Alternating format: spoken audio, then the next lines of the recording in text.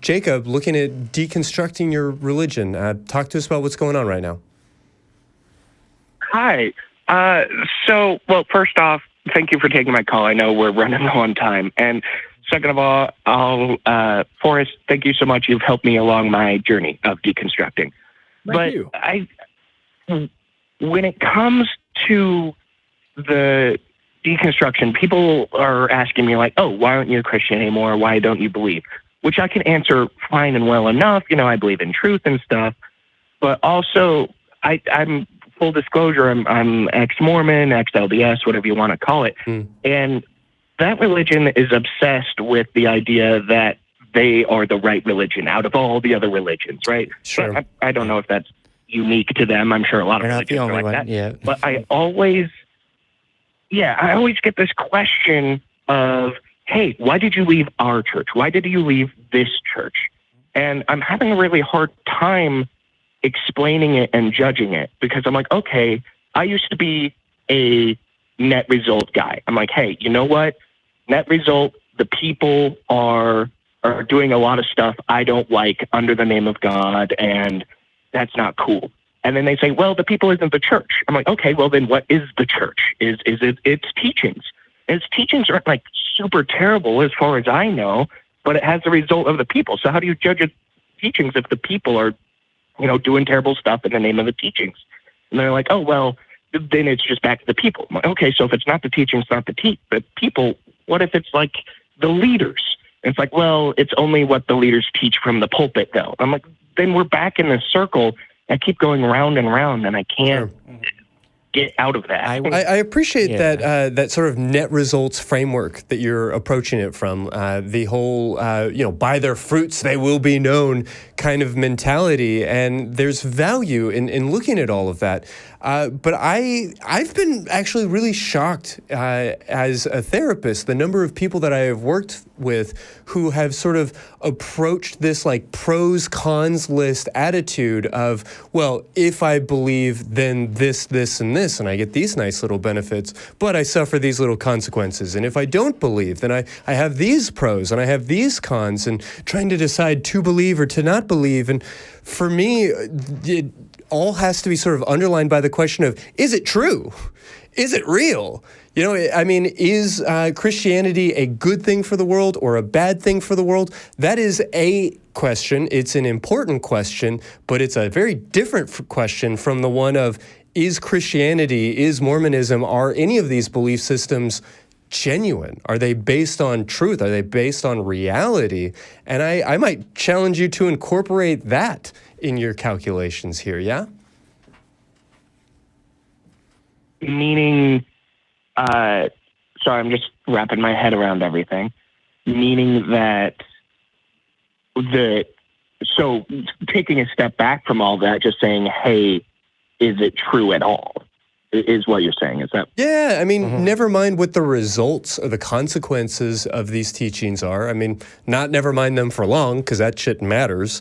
But before we even get to that, are these things that people are writing in their holy books? Are these hymns that we are singing, these lectures that we are giving, these sermons from these pulpits, are they factual? Are they rational? Are they grounded in reality? Are they evidence-based on any sort of level?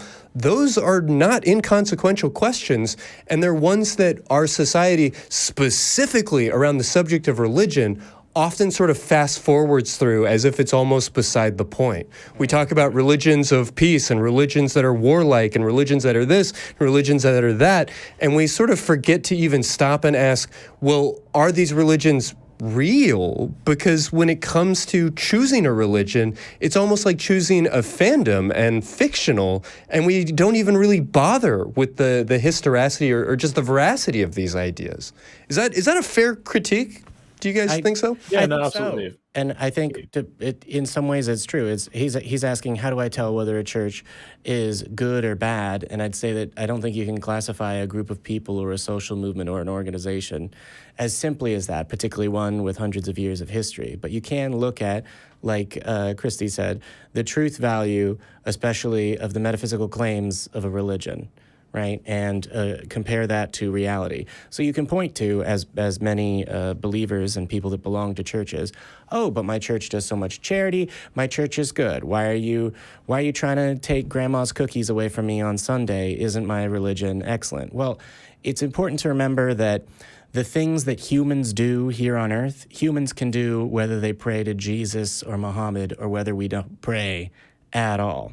My mom bakes cookies as well, and it's got nothing to do with Jesus.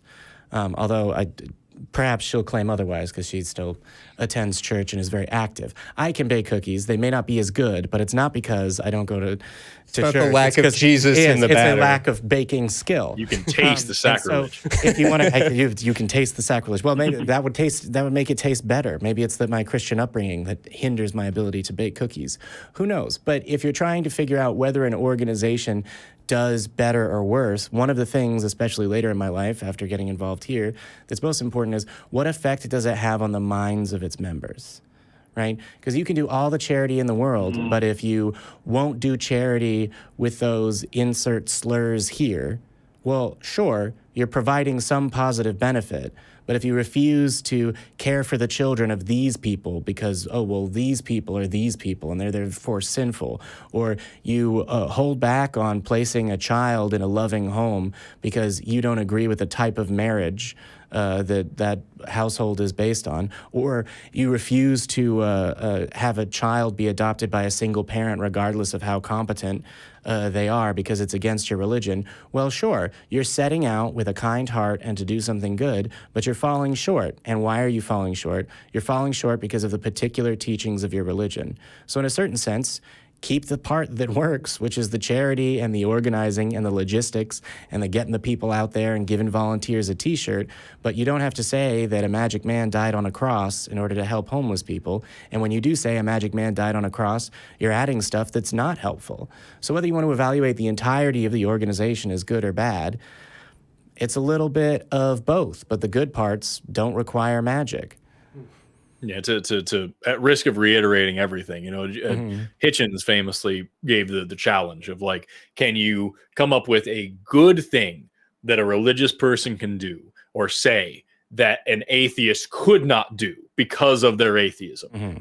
No, there's nothing there. However, can you think of an evil, terrible, monstrous thing that a religious person would do because of their religion that an atheist would not do because of their atheism? It shouldn't take you any more than a second to come up with a myriad of examples of horrible atrocities throughout history done specifically in the name of religion. Meanwhile, there have been bad atheists, but there's never been anybody out there doing bad things because their atheism compelled them to do bad things, right?